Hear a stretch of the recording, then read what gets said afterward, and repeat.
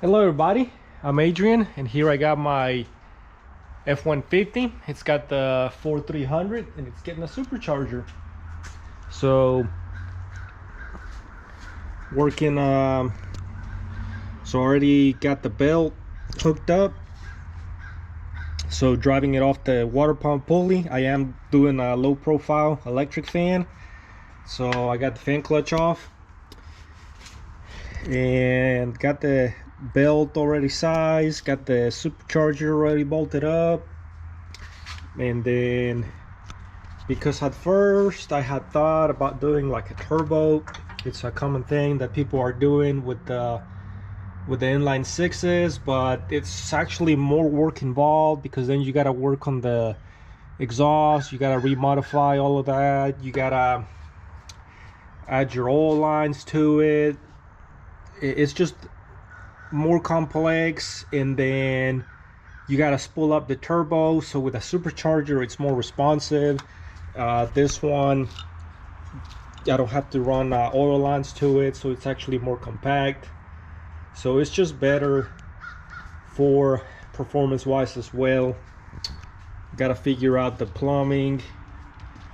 I went ahead and got 2.5-inch pipes. I could have gotten the 2.25s, but it was actually only $2 more for the bigger pipe, so I just went ahead and got those. So I got enough room here to clear, and this is the only thing I could think of is a wide pipe of exhaust, and then I'll hook it up to there. And then I am thinking, this is a spare valve, this one's for my Mustang, thinking of putting like a blow-off valve maybe somewhere in here or there. This one's more aggressive.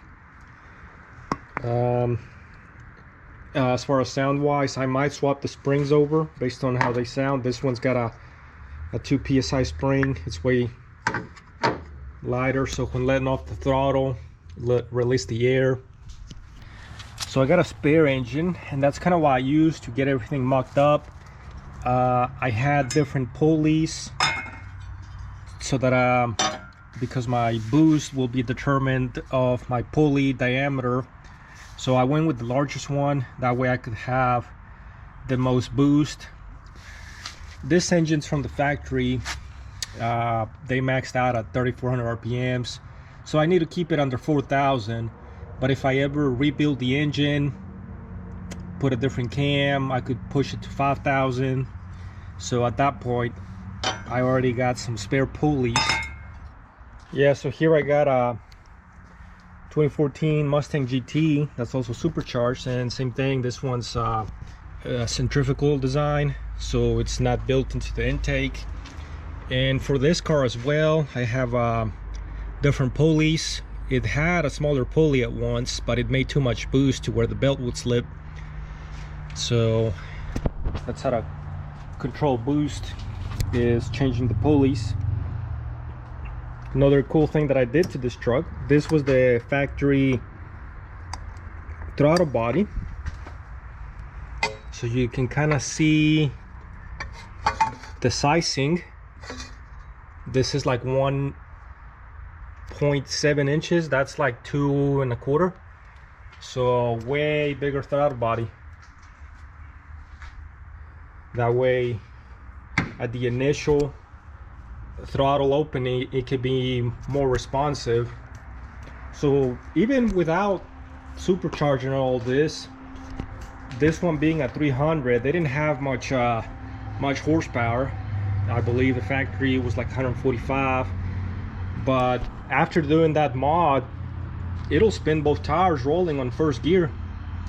So it does have I did rebuild the differential and put a limited slip clutch, so I know already it's got the torque. So I'm just really curious how it'll behave now with the supercharger. And the tires, they're 275s. The factories were 215s, 235s, so even with those wider tires, it's got the torque to spin both tires. So I think that helped a lot, getting because I think this is kind of like a air reservoir in a way, so the larger throttle body definitely helped out. I love that this truck's a manual. I got several things done to it. This is a coolant module, so I can monitor my coolant temperature here, and I can set up when the electric fan comes on.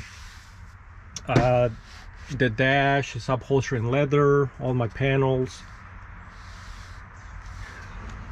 So yep, I think now it just needs that supercharger. So yeah, this truck had a lot of work done.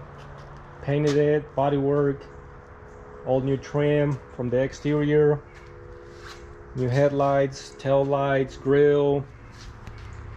So I think all it just needed was a little more power, and then pretty soon it'd be good to go. I still gotta work on trying to figure out all the plumbing for the inlet. That'll be like a tight fit. So yeah, let me know if you guys want to see more videos, and I'll make more updates about this truck. So thanks for watching.